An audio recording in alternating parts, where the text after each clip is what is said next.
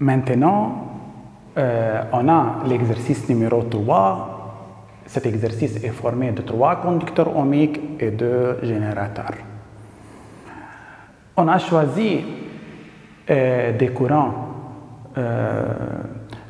on a choisi arbitrairement les sens de courant dans les branches du circuit. Qu'est-ce qu'on demande? On demande de trouver I1, I2, la tension UMD et la tension UDN.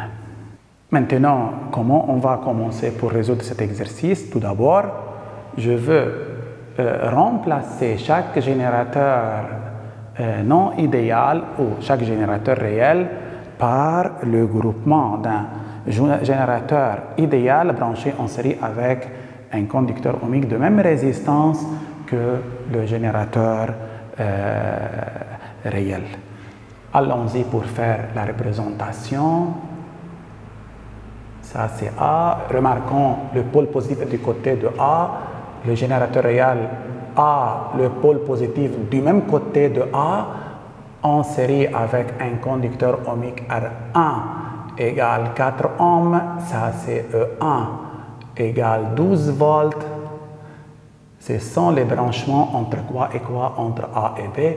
Entre A et M se trouve le conducteur ohmique R1 égale 6 ohms.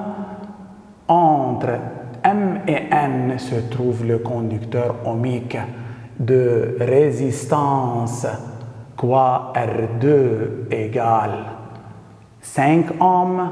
Maintenant, je veux remplacer ce générateur par un générateur idéal égal 6 volts, ça c'est le plus, en série avec un conducteur ohmique de résistance R2 égale 2 ohms, ça c'est le générateur réel, ça c'est son équivalent. D'accord? Ici il y a D. Et ici, on va ajouter le conducteur ohmique, quoi, R3, qui est égal 3 ohms. N'oubliez pas de représenter les courants. Ça c'est I, ça c'est I1, ça c'est I2, mais I traverse comme ça R1, I2 traverse comme ça R2 et quoi? Et R3. J'ai oublié deux choses, d'ajouter ici un point K et là par exemple un point F. Maintenant, comment on va procéder pour déterminer I1, I2 et I ou UDMD, UDN? Tout d'abord, je veux commencer par la loi de difficulté des tensions. Je veux commencer par quelle tension? UAK. UAK, c'est la tension aux bornes de ce générateur idéal. Elle est égale plus E1. A, c'est relié au pôle positif, donc c'est plus E1. UAK, en passant de A vers K, j'ai deux chemins, soit en traversant ce générateur, soit en traversant le reste du circuit.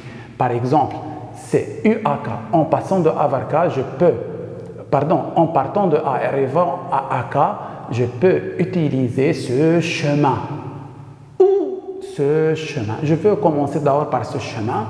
C'est quoi? C'est UAM plus UMN plus UNB plus UBK.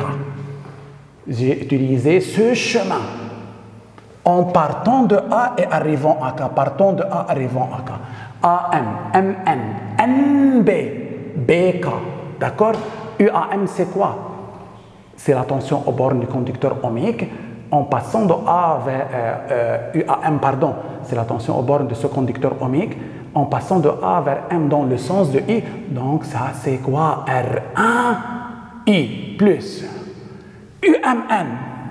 De la même manière, on traverse R2 de M vers N, c'est-à-dire dans le sens de I1, c'est R2 I1 plus UNB, c'est la tension aux bornes d'un fil de connexion, elle est 0, UBK, Remarquons, UBK, c'est sur le même branchement de quoi? Du générateur idéal. Elle est traversée par I. UBK, c'est plus R1 fois I. Maintenant, on a E1. E1, c'est combien? C'est 12 volts égale R1, c'est 6 I inconnu. R2, 5 I1 plus R1. Où est R1? Et c'est 4 I. Donc, on obtient l'équation suivante. 10I plus 5I1 égale 12 volts. Cette équation a deux inconnus en I et I1. Qu'est-ce que je veux faire? Je veux chercher une autre équation à deux inconnus en I et I1. Dans ce cas, je peux déterminer I et I1. Maintenant, encadrons ça et on va mettre ça à côté. Maintenant, je peux traverser le circuit de A en partant de A et arrivant à K dans ce chemin. Allons-y. UAK de la même manière égale UAM plus UMF MF AMMF FD plus UDN plus UNB plus UBK. Oh, remarquons, j'ai utilisé tout ce chemin. UK, c'est plus E1 comme on a dit, égal UAM, c'est R1I. UMF, MF, c'est la tension au bord d'un générateur idéal. M est relié au pôle positif, donc c'est plus E2 plus. UFD, on a traversé R2 dans le sens du courant. I2, ici on a I2, donc on dit c'est R2 quoi I2. UDN, c'est on a traversé le courant, on a traversé R3 dans le sens de I2, c'est R3 quoi I2. Plus UNB, c'est 0, UNB 0, fil de connexion. UBK c'est ça, plus R1I. Maintenant, en faisant l'application numérique, E1, c'est quoi? C'est 12. R1, c'est quoi? C'est 6. E2, c'est 6 volts. R2, c'est 2 ohms. 2I2 plus R3, c'est 3I2 aussi, plus 0. R1, c'est 4I. Remarquons. 6 plus 4, c'est 10I. Plus 2 plus 3I2, c'est 5I2. Égal. 12 moins 6, c'est 6. Oh, maintenant, on a aussi une équation à deux inconnus en I et I2. Oh, maintenant, j'ai 3 inconnus. Est-ce que je peux trouver une troisième équation contenant les mêmes inconnus? Remarquons bien, il ne faut pas oublier le nœud M. Si on travaille sur le nœud M, la somme des I entrants doit être égale à la somme des I sortants. I entre par M, donc ça c'est I. Les deux autres I1 et I2 sortent par M, donc qu'est-ce qu'on écrit? I1 plus quoi? Plus I2. Donc, maintenant, qu'est-ce que je veux faire?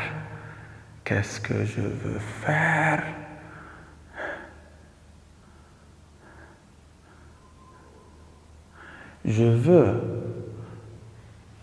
remplacer par exemple I2 par I moins I1. Donc on obtient I2 égale I moins I1. Je veux mettre I2 ici. Alors qu'est-ce qu'on obtient? 10I plus 5I moins I1 égale 6. Et par suite, 10i plus 5i, c'est 15i, moins 5i1 égale 6. C'est une équation à deux inconnus en i et i1. C'est une équation à deux inconnus en i et i1. Et par suite, notre système sera 10i plus 5i1 égale 12, 15i moins 5i1 égale quoi? 6. Je constate en ajoutant ces deux nombres à nombre, on obtient 25i égale 18 et par suite i égale 18 sur 25. La réponse c'est combien? C'est 0,72 ampères. Ça c'est la valeur de qui? La valeur de I. On a trouvé I. Donc, est-ce que je peux trouver, par exemple, I1 ou I2? Oui, c'est très facile. On a trouvé I. En remplaçant I par 0,72 dans cette équation ou dans cette équation, dans l'une de ces deux équations, on obtient quoi? I1. Moi, je veux mettre cette valeur où dans la première, c'est 10 fois 0,72 plus 5I1 égale 12 volts et par suite I1 est égal combien? 0,96 ampères. Ça c'est quoi? Ça c'est I1. Est-ce que je peux calculer I2? Oui, ça c'est I2. I2 c'est égal quoi? Égal I moins I1. I c'est combien? 0,72 moins 0,96. Par suite I2 égale moins 0,24 ampères. Waouh, que signifie cette écriture? I2 est négatif. I2 est négatif. Donc, I2 circule dans le sens quoi? Ça, c'est négatif. I2 circule dans le sens opposé du sens de I2 réel. La valeur de I2 réel, c'est combien? C'est 0,24 ampères. Le signe moins signifie que le courant circule dans l'autre sens. Il ne circule pas dans ce sens choisi. Tout le monde d'accord? Tout le monde d'accord? Maintenant, et finalement, on demande de trouver UMD. Comment on va procéder pour faire ça? Maintenant, on va calculer UMD, UMD, UMD, c'est UMF, plus UFD. UMF, c'est plus E, plus UFD. UFD, c'est R2, I2. C'est combien? 6 plus R2, c'est 2 fois moins I2, c'est moins 0,24. Selon notre étude, la réponse de UMD est combien? 5,52 volts. Ça, c'est U quoi? UMD. UDN, c'est très facile à faire. UDN, c'est la tension au bord du conducteur ohmique, c'est R2. I2, c'est 3 fois moins 0,24. La réponse, c'est moins 0,72 volts. Ça, c'est UDN. Tout le monde d'accord? Ça, c'est UDN. UDN. Tout le monde d'accord? Tout le monde d'accord? Maintenant, selon cette figure, le générateur G2 apparaît